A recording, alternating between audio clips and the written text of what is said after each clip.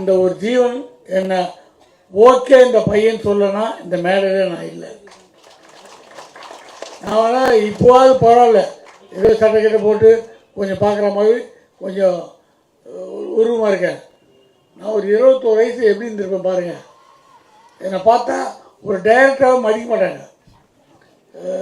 கன்னிராசி பூஜை அதில் இளையராஜா சார் பக்கத்தில் நிற்கிறாங்க, பிரபு சார், அப்புறம் எல்லிபி சார், இவங்க நிற்கிறாங்க. அங்கே பூஜை செய்ய ஐயர் வந்து எல்லார்ட்டையும் அந்த பூ இதெல்லாம் கொடுத்து ஆசீர்வாதம் வாங்குறாங்க. நானும் போய் கை நீட்டேன், என்னை தள்ளி விட்டார். அப்புறம் ஏதோ தீர்த்தம் எந்த கொடுக்குறாங்க, நான் போய் கை நீட்டேன், தள்ளிட்டார். இப்போ ஏதோ தேவையில்லாமல் ஒருத்தன் வந்திருக்கான்னு. அப்புறம் இளையராஜா சொன்னார், இவன் தாங்க டைரக்டர்னார். அதுக்கப்புறம் அவர் என்கிட்டயே மாத்திரம் சொன்னார். மாத்திரம் அந்த அளவுக்கு என்னை பார்த்தா டைரக்டராகவே தெரிய மாட்டேன்.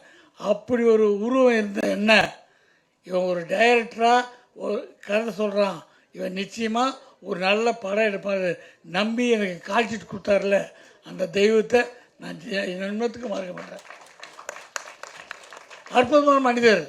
அந்த உருவத்துக்கும் அந்த குழந்தைக்கும் சம்மந்தமே இருக்காது. அவர் கம்பீரத்துக்கு அவர் குழந்தை மாதிரி பேசுவார். என்கிட்ட நான் டைரக்டர்கிட்ட வந்து எங்கள் டைரக்டர்கிட்ட வந்தால் ஒரு சொல்லிக் கொடுக்குறத காரணம் இல்லை, இப்படி பண்ணுங்க அப்படி பண்ணுங்க அங்கே நில்லுங்க அப்படிலாம் பேசுவேன். அது ராசுக்கு அவர் சொல்லுவார், வாங்க பாண்டி நீ நல்லா சொல்கிற, ஆனால் சொல்கிறது ஏதோ கொஞ்சம் செய்தியாப்பட்டெலாம் வருது, அதெல்லாம் கொஞ்சம் கட் பண்ணு அப்படின்னு தோளில் கை போட்டு ஹவு டு பிஹேவ், எப்படி மற்றவங்கிட்ட பழகணுன்றத கற்றுக் கொடுத்த மாமனிதர் பிரபு சார் தான். ஏன்னா சினிமா கற்றுக்கிட்டோம் வந்தோம் இல்லை, இந்த உலகத்தில் எப்படி பிழைக்கணும், யார் யார்கிட்ட எப்படி பழகணும், யார் யாருக்கு என்ன மரியாதை கொடுக்கணும், அதெல்லாம் பெரிய விஷயம். ஒரு ஒரு யூனிவர்சிட்டி மாதிரி வருது, அற்புதமாக சொல்லி கொடுத்தாரு. அவரை வச்சு நான் அந்த படம் பண்ணும்போது அதில் ஒரு டுவேட்டு ஆலாஸ்து மலியே மலியன்னு, அதில் தர்றதுக்கு என்கிட்ட ஃபிலிம் பத்தலப்போ ரொம்ப நெருக்கடி. அதில் சரணம் முழுக்க ஒரே ஷாட் வச்சேன். சார் அவர் ரிஹர்சல் எடுத்துக்கிட்டு ஆடினார். கோல்டன் பீச் தான் எங்களுக்கு பெரிய லொக்கேஷன், கோல்டன் பீச் தான்.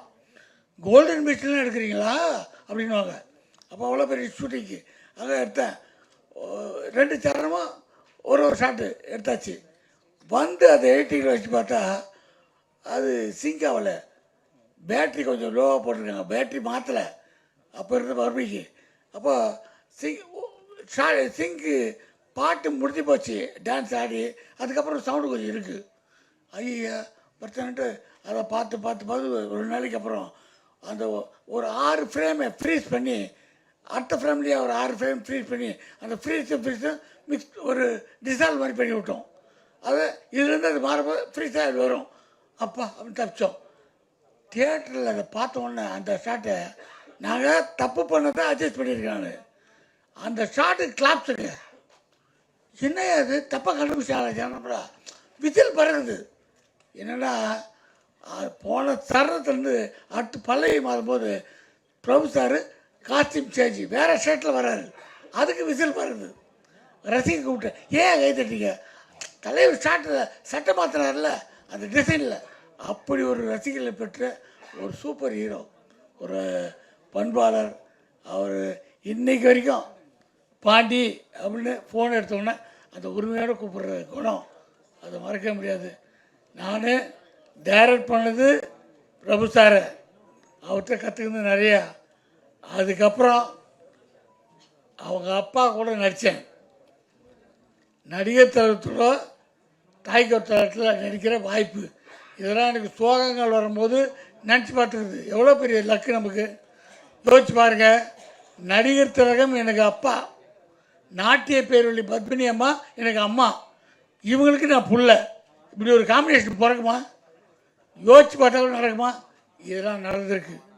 இந்த மாதிரி அவங்க கூட பழகும்போது என்ன டைமிங், நடிக்கிறன்னா எப்படி நடந்துக்கணும், 7 மணினா 7 மணி காட்சிட்டில் வித் காஸ்டியூம் மேக்கப்போட 7 மணிக்கு செட்டில் இருக்கணும். இதெல்லாம் சொல்லி கொடுத்த அந்த தெய்வங்கள் தான். ஒரு அற்புதமான குடும்பம். அந்த வீட்டுக்குள்ளே நம்ம போய் காபி சாப்பிட்ருக்கோம். என் பேர் சொல்லி கூப்பிட்டுருக்காங்க. இதெல்லாம் சந்தோஷமான விஷயம். அவங்க கூப்பிட்ட ஆடியோ லான்ச்சு டைமண்ட் சார் சொன்னார், பிரபு சார் அப்பா பையனுக்கான ஒரு கதையில் ஆக்ட் பண்ணியிருக்காரு, அதனால் நீங்கள் பையனோடு வரணுன்னாரு. வரேங்க, இதை விட நான் நமக்கு சந்தோஷம்.